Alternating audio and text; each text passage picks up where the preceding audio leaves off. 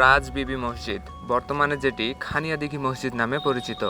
বলছি চাঁপাইনবাবগঞ্জ জেলার শিবগঞ্জ উপজেলার কামসাট এলাকার মসজিদটির কথা।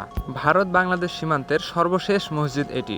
এই মসজিদটি এখনও অনেকের কাছে চামচিকা মসজিদ নামে পরিচিত।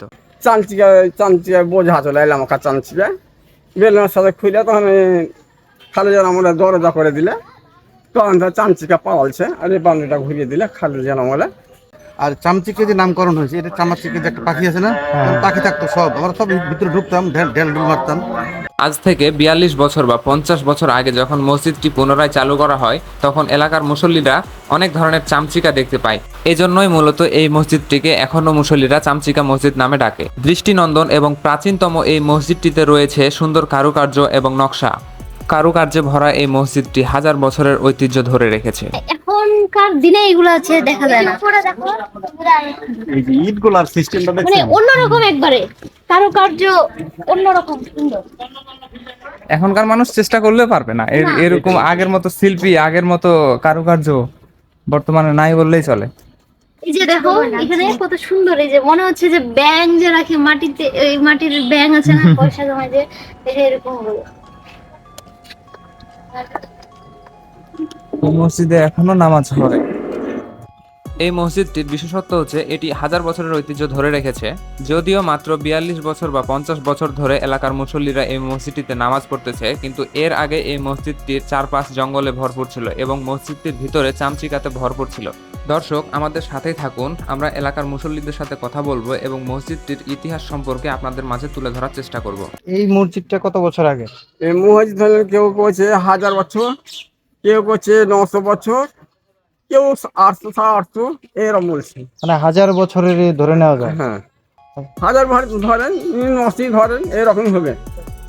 তা- সুলতান ইলিয়াস সাবালসার আমলটা। আচ্ছা, এই মসজিদের ব্যাপারে কি জানেন আপনি? একটু যদি আমরা মসজিদের ব্যাপারে জানেন।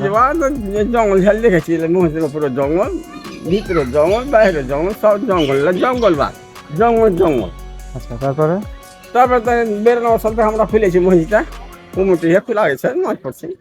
চামচিকা বোঝা চলে এলাম ওকা চামচিকা বেলুনের সাথে খুলে তখন খালি যেন আমরা দরজা করে দিলে তখন তো চামচিকা পাওয়ালছে আর এই বাউন্ডারিটা ঘুরিয়ে দিলে খালি যেন বলে তখন পাওয়ালছে। মানে এখানে চামচিকা পালছে শুধু? হ্যাঁ, আচ্ছা, তো এই মসজিদের এলাকার মানুষ কি নামে ডাকে? চামচিকা মসজিদ কতদিন আগে ওখান থেকে খানিয়ে দিকে লেগেছে, খানিয়ে দিকে বলছি। আবার রাজবিবির মসজিদও রাজবিবি মসজিদ, রাজবিবি মসজিদ। এই নামটা কেন হয়েছে? রাজবিবি মসজিদ এটা আগে থেকে হলো, আগে থেকে রাজবিবি। মানে কারণটা কি ছিল, মানে কোন কারণে এটা ডাকে আর কি? এটা আর স্বামীটা যখন মারা যায় তখন আর স্ত্রী সেরেছে, তাহলে হয়তো রাজবিবি মসজিদ। আচ্ছা, এইটা শুনেছি, আর কিছু শুনি। এটা শুনেছেন। এখন কি পরিমাণ মুসল্লি হয় এই এলাকায়? হয় ধরলে শুক্রবার দিন এটা ভরে দিবে, আর এই কিন্তু কাতার না কাতার এক কাতার। ঠিক আছে। আসসালামু আলাইকুম। আপনার কাছে একটু জিজ্ঞাসা ছিল যে এই মসজিদটার ব্যাপারে আপনি কতটুকু জানেন?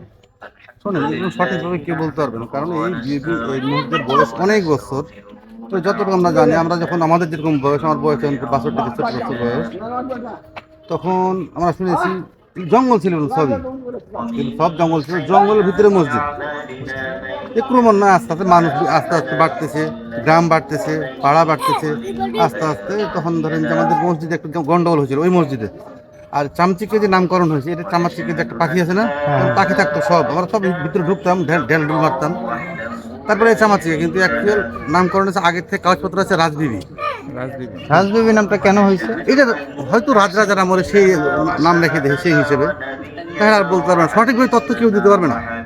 আচ্ছা আচ্ছা। এই হলো নিয়ম কানুন। তারপরে গন্ডগোলের পরে আমার এক দাদা চলে আসে রাগ করে এখানে এই মসজিদে, যেটা পরিষ্কার পরিচ্ছন্ন করে, তখন থেকে তারপরেও মোটামুটি হয়ে গেল, মসজিদ আবাদ করাও হয়ে গেল মোটামুটি আজকে মোটামুটি প্রায় ৫০ বছরের মতন, প্রায় ৫০ বছরের মতন। কারণ আমি না, তার থেকে কমে এসছে, কারণ আমি চাকরিতে যাওয়ার পরে এই মসজিদ এসছে প্রায় ৪০ বছর, ৪০-৪২ বছর এই আছে মোটামুটি, আর হিসাব নিকেশ প্রায় ৪২ বছর যাবত মানে এটা এখন আবার নিয়মিত চলছে। নিয়মিত চলতেছে। আচ্ছা আচ্ছা। তো এই মসজিদ নিয়ে মানে সরকারি ভাবে কোনো ব্যবস্থা নেওয়া হয়নি? সরকার দেখাশোনা করে তো। আচ্ছা আচ্ছা। এটা কিন্তু সব সরকার করছে। মানে এই মসজিদটা দেখলেন না এখানে, হ্যাঁ এখানে দেখলেন যে একটা ইট খুলতে পারবেন না, একটা সংযোজন বিয়ের জন্য কোনটাই করতে পারবেন, সব সরকার করতে পারবে। মানে যা আছে এইভাবেই থাকবে। হ্যাঁ, এটা তো আর্কোলজিক্যাল ডিপার্টমেন্টের আন্ডারে এগুলো তো। Right right. দর্শক, এই ছিল ভারত বাংলাদেশ সীমান্তবর্তী বাংলাদেশের সর্বশেষ মসজিদ রাজবিবি মসজিদ নিয়ে আজকের ভিডিও। সবাই ভালো থাকবেন, সুস্থ থাকবেন এবং আমাদের পাশে থাকবেন। আল্লাহ হাফেজ। আসসালামু আলাইকুম।